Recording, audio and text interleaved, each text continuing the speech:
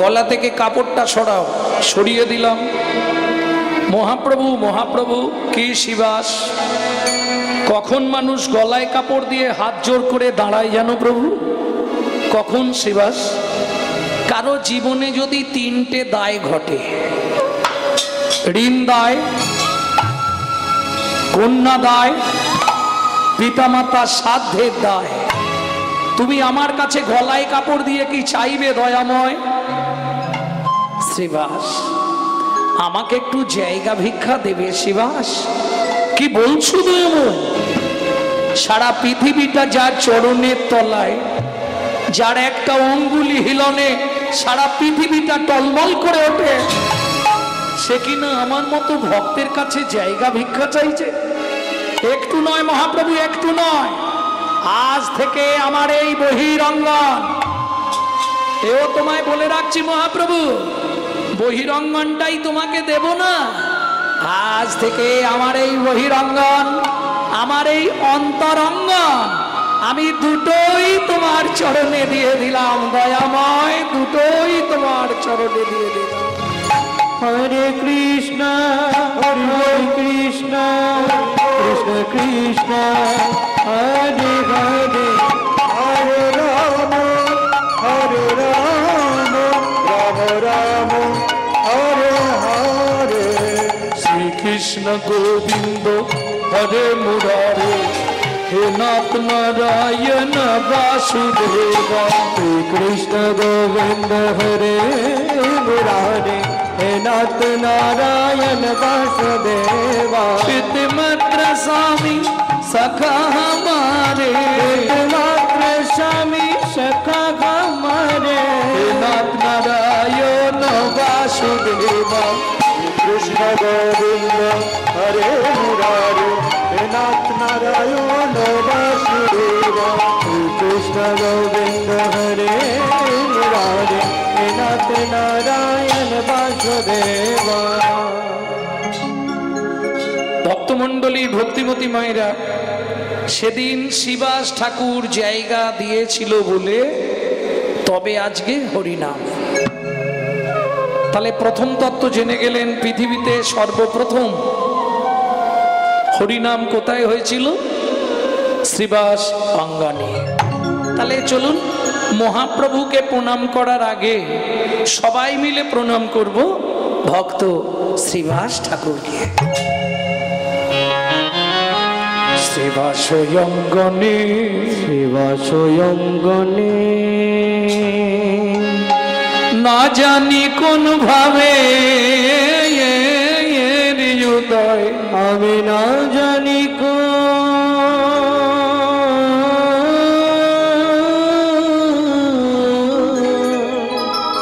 ভাবে হৃদয়, বলি মহাভাবে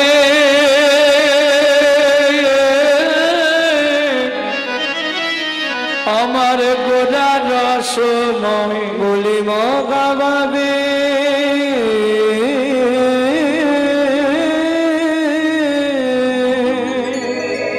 আমার গোরা। শরীর অনিত্য, সত্য তেতা দাপট, আপনার ইচ্ছায় আপনার শরীর চলত। বর্তমান কলি যুগ, আপনার ইচ্ছায় আপনার শরীর চলবে না, শরীরের ইচ্ছায় আপনাকে চলতে হবে। সত্যি না মিথ্যা? জন্মিলেই মরিতে হবে, অমরকে কোথা কবে, কোথা কবে। জীব মরতে এলো, জেনে নাও মরতে এলো। বুঝলে না? জীব মরতে এলো, বুঝে নাও মরতে এলো। ও তো মরতে এলো মানেই মরতে এলো, মরতে এলো। যেই পথে আসে জীব সেই পথে যায়, সেই পথে যায়, আর সেই পথে ভ্রমণ করে শেষে জমির বাড়ি যায়। শেষে জমির বাড়ি যায়। তাহলে জন্মালেই মরে যেতে হবে, তাই না? কেউ বাঁচবে না। সত্ত্বামা বলির বাস হনুমাংশ্চ বিভীষণ কৃপাস পরশুরামশ্চ সপ্তমীতি চিরঞ্জীবিনা। শুভেন্দু পয়েন্টটা, পৃথিবীতে 7 জন আজও অমর আছে যারা জীবনে কোনোদিন মরবে না। 7 জন চিরতরে অমর, তারা কারা কারা?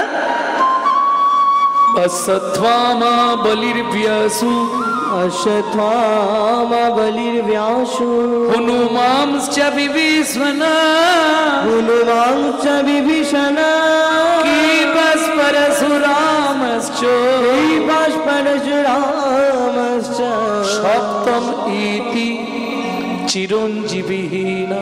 সপ্তমীতি চিরঞ্জীবিহীনা। অশ্বত্থামা, বলি, ব্যাসদেব, হনুমান, বিভীষণ, কৃপাচার্য, পরশুরাম। বুঝে নেওয়া গেল? ভালো করে বুঝে নিন। তাহলে অশ্বত্থামা কোনোদিন মরবে না।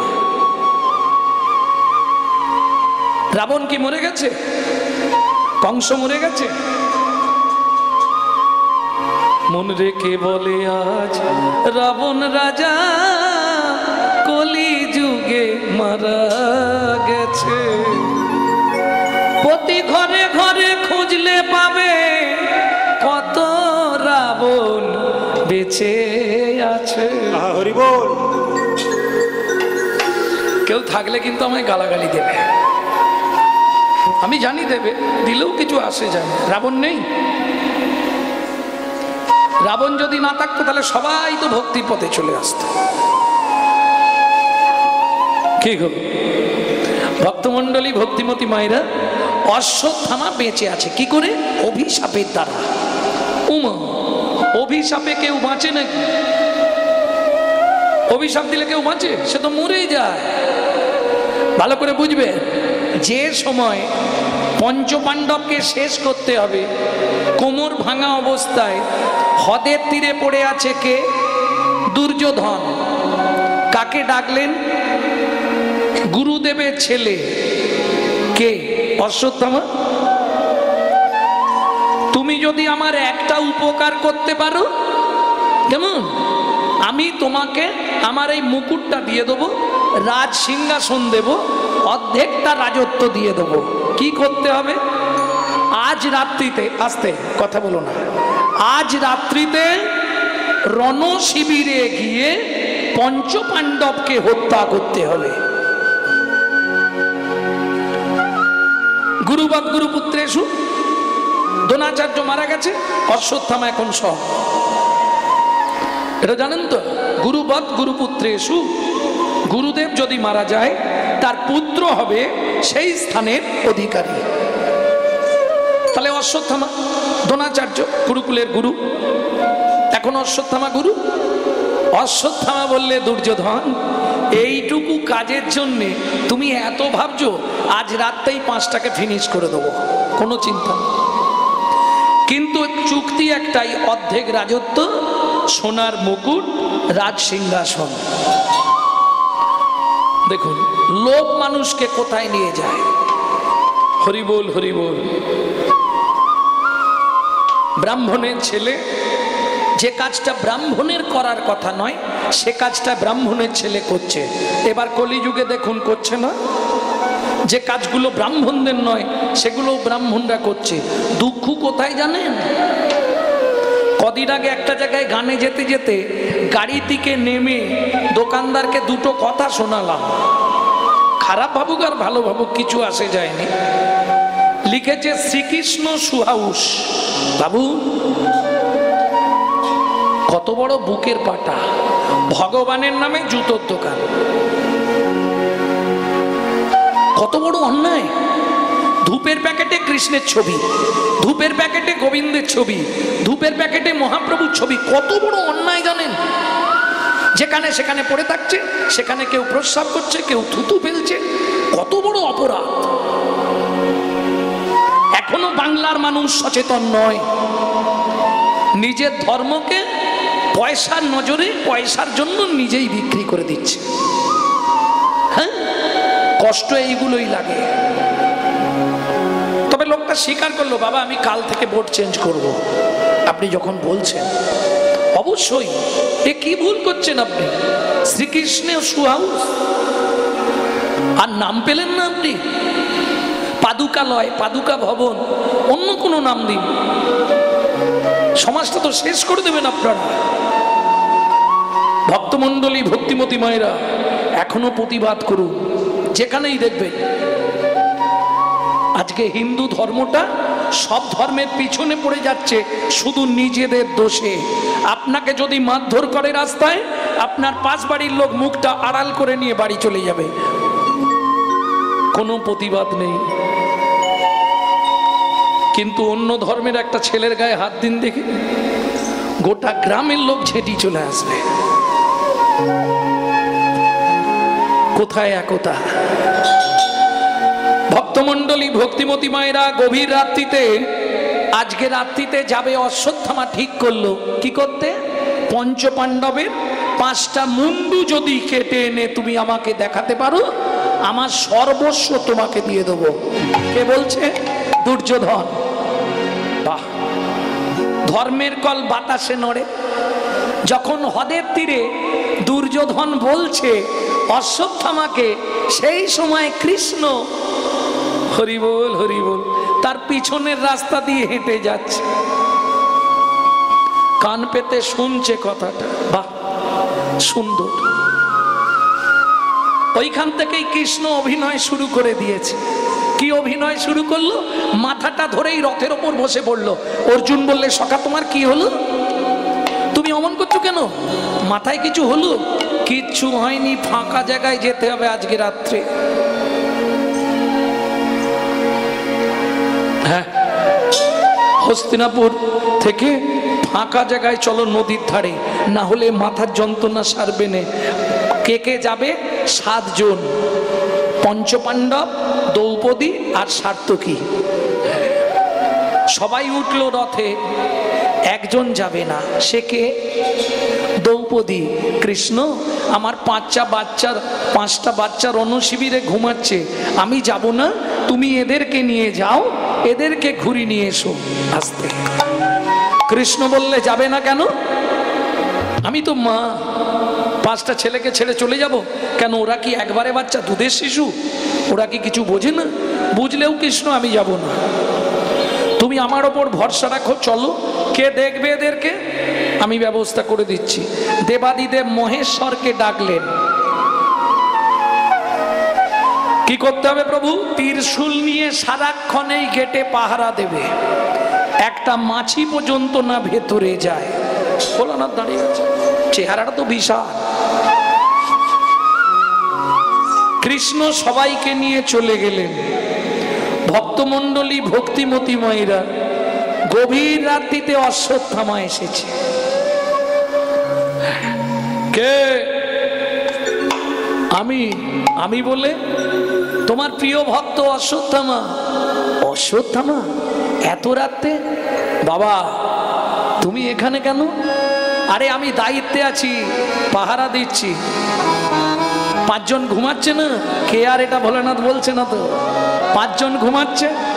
ও শশাঙ্ক শেখর বাঘাম্বর হর বিনাকি পানি ভোলা। শশাঙ্ক শেখর বাঘাম্বর হর বিনাকি পানি জয় গোলা। বিভূতি ভূষণ শঙ্করী ভূষণ রজত ভূষণ গলে হারের মালা। বিভূতি ভূষণ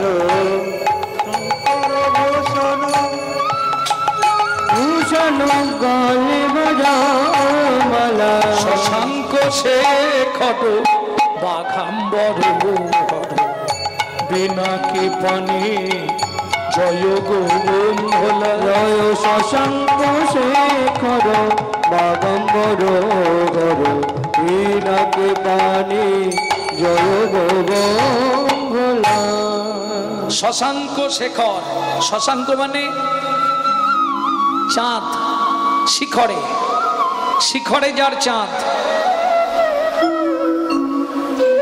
বাঘাম্বরহর, বাঘের ছাল যার পরিধানের বস্ত্র। পিনাক পানি, পিনাকি পানি, পিনা মানে পিনাক, পিনাক, পিনাক মানে ত্রিশূল, পানি মানে হাত। বুঝে নেওয়া গেল? বিভূতি ভূষণ রজত ভূষণ, ওই ছাই মেখে থাকে না, গলে হাড়ের মালা, কে? শিব। একদম মহা খুশি অশ্বত্থামা, তুই এই গান শিখলি কোথায়? অপূর্ব গেয়েছিস, অপূর্ব। আয় দুজনে বসি, তুই আর একটা গান ধর আর আমি একটু টান দিয়ে নি। শিব তো হরি বল, শিব একদম দম দিয়ে গেজা খেয়েছে আর অশ্বত্থামা গান গেয়েই যাচ্ছে। কি চাস তুই আমার কাছে বল? বলে বাবা আমাকে একটা তরবারি দাও। দূর, ত্রিশূল নিস তো নিয়ে যা, তরবারি কোথায় পাবো? বলে বাবা তুমি সব পারবে, একটা তরবারি দাও। কি করবি? দরকার আছে, যাব এক জায়গায়। শিব তো বোঝেনে, দিয়ে দিয়েছে তরবারি। হ্যাঁ, অশ্বত্থামা টুক করে রণ শিবিরের ভেতর ঢুকে গিয়ে কোমরের গামছাটা খুলেছে।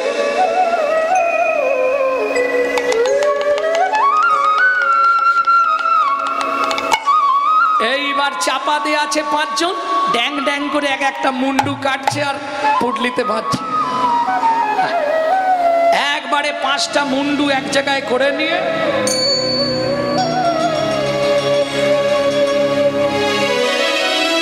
মাথায় করে নিয়েছে। ব্রাহ্মণের ছেলে কি মহাপাপী দেখো, গোটা গা দিয়ে রক্ত ছচ্ছর করে বইছে, পাঁচটা মুন্ডু কেটে দিয়েছে, নিয়ে যাচ্ছে।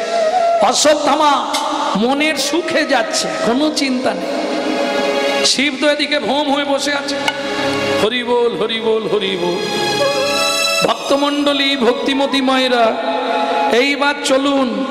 অশ্বত্থামা চিৎকার শুরু করেছে, দুর্যোধন তোমার ইচ্ছা পূর্ণ হয়ে গেল। এই দেখো পাঁচটা মুন্ডু কেটে নিয়ে চলে। বললাম না আমি যা মুখে বলি তাই করি, মরেও রেহাই নেই। একটা করে মুন্ডু বার করছে কে? দুর্যোধন। আর পাথরের ওপর থেতো করছে কাটা মুন্ডুগুলোকে। কিরে তোদের কৃষ্ণ তোরা বাঁচবি ভেবেছিলি? দাঁড়া, তোদের কৃষ্ণ তোদেরকে বাঁচাতে পারলো?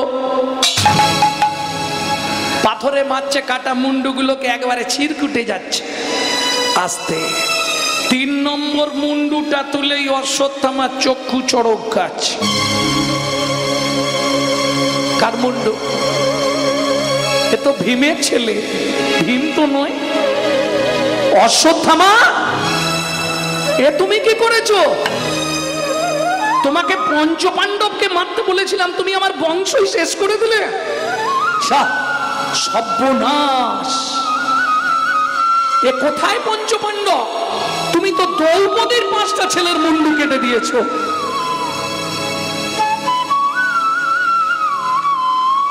ভক্তমণ্ডলী, ভক্তিমতী মায়েরা, ভোলানাথের যখন হেতু এলো, রণশিবিরে ঢুকে দেখে সর্বনাশ। এ তো অশ্বত্থামার কাজ। খবর পাঠাতে হবে, নন্দী যা খবর দে। কৃষ্ণকে গিয়ে নন্দী বলছে তাড়াতাড়ি এসো, কি হয়েছে? 5টাই শেষ। যখনই বলেছে 5টা শেষ, দ্রৌপদী একটু দূরে ছিল। মায়ের কান তো, মা যত ছোট করেই বলুন ও ঠিক বুঝে যাবে। যখনই শুনেছে 5টা সন্তানই শেষ, ওইখান থেকে দ্রৌপদী আছাড় কাছাড় খেতে শুরু করলো। কৃষ্ণ কি সর্বনাশ আমার হলো, এ তুমি কি করে দিলে কৃষ্ণ? আমি বারবার তোমায় বলেছিলাম যাবো না। কৃষ্ণ বলছে দ্রৌপদী কেঁদো না, আমি তো আছি, কোনো চিন্তা করো না, চলো দেখি কি হলো। এই দেখি বলে কৃষ্ণ আস্তে আস্তে ততক্ষণে 5 ভাই চলে এসছে, আর 4 ভাই মিলে এত মারছে শিবকে, শিবের ওঠার ক্ষমতা নেই। প্রচুর মেরেছিল শিবকে। মেরেছিল মানে কি, সে কোনো ঠিক ঠিকানা নেই। এমন মেরেছিল শিব 7 দিন মাটি ছেড়ে উঠতে পারে না, পড়েই ছিল 7 দিন। এত মার মেরেছে। রাগে শিব বলে, শোন, তোরা আমার সঙ্গে যে ব্যবহার করলি 5 জন, আগত কলিযুগে তোরা জন্মগ্রহণ করবি রায় ভবানন্দের পঞ্চপুত্র হয়ে। শুনেরা, আমাকে এই অপমান করার জন্যে তোদেরকে বৈষ্ণব চরণ ধরে কাঁদতে হবে, তবে চৈতন্য মহাপ্রভুর কৃপা পাবি।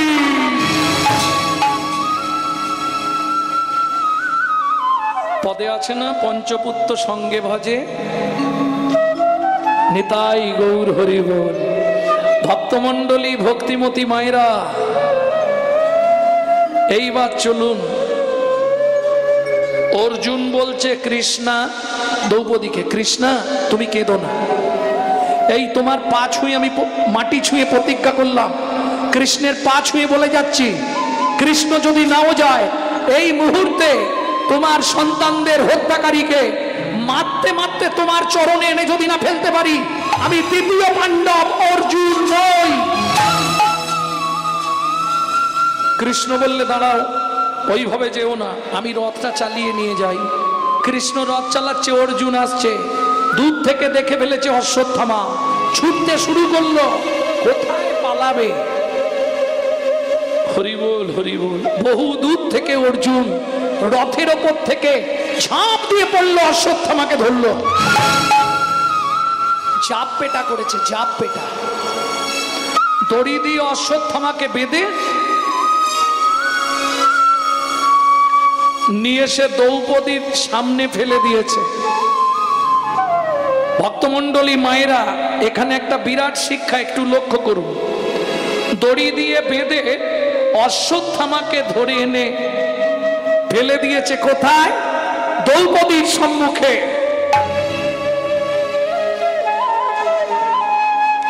সবার প্রথম দ্রৌপদী মুখ থেকে আওয়াজ দিচ্ছে, অর্জুন তৃতীয় পাণ্ডব, বলো কৃষ্ণ, অশ্বত্থামার দড়িটা খুলে দাও। কেন? কেন খুলে দেব? কেন?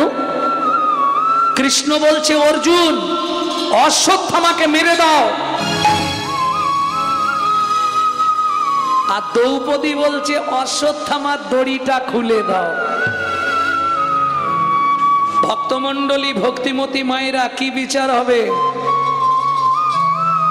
ভাবুন। এবার এ খুব দ্বন্দ্ব বেঁধে যাবে। এবার একটা কথা শুনিয়ে রাখি, ভজনের অনুকূল আর ভজনের প্রতিকূল। কেমন?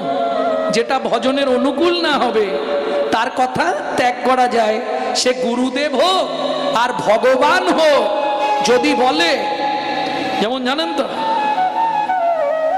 এখনকার গুরুদেবরা বাড়িতে এলে গুছিয়ে রান্না টান্না হয়, গঙ্গা ফল টল করে। গুরুদেব বলছে, বাবা চিন্তা নেই, বিধান আছে, মাছ খাবার শাস্ত্রে বিধান আছে, কোনো চিন্তা নেই, ওটা একটু শুদ্ধ করে নিলেই হবে।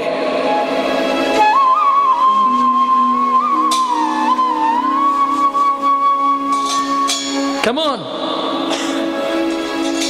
কাতরস্য রুই মৎস্য মস্ত রাজ ইলিশ তস্য, আর চিতলস্য কই চিতলস্য, এই পঞ্চমাস নিরামিষ। তাহলে কিরম গুরুদেব বুঝতে পেরেছ? হরি বল হরি বল হরি বল। এদের মুখ দেখা মহাপাপ। হ্যাঁ গো, সত্যি বলছি। কিন্তু যদি ভজনের অনুকূল হয়, সে ভজনের প্রতিকূল যদি হয়ে যায়, গুরু বাক্য হলেও লঙ্ঘন করে দাও। ভগবানের বাক্য লঙ্ঘন করে এক্ষুনি দ্রৌপদী দেখিয়ে দিল জগৎকে, দেখো ভগবানের কথাও শুনবো না, সেটা যদি ভজনের অনুকূল না হয়। কেমন? ভজনের প্রতিকূল হলে শুনবো কি? গুরুদেব বলছে আরে একাদশীর দিনে সন্দেশ খা, কিছু হবে না, আমি প্রসাদ করে দিচ্ছি, খাবো? ও গুরুদেব মাথায় থাক, আমার ব্রত আমি নষ্ট করব? কোনোদিন নয়। চলুন ওটাই প্রমাণ হবে এক্ষুনি। কৃষ্ণ বলছে অর্জুন অশ্বত্থামাকে মেরে ফেলো, দ্রৌপদী বলছে অর্জুন কোনোভাবেই অশ্বত্থামার গায়ে আঘাত করো না। কেন? গুরুদেবের অঙ্গে আঘাত করলে তার 7 জনমের ভজন নষ্ট হয়ে যায়।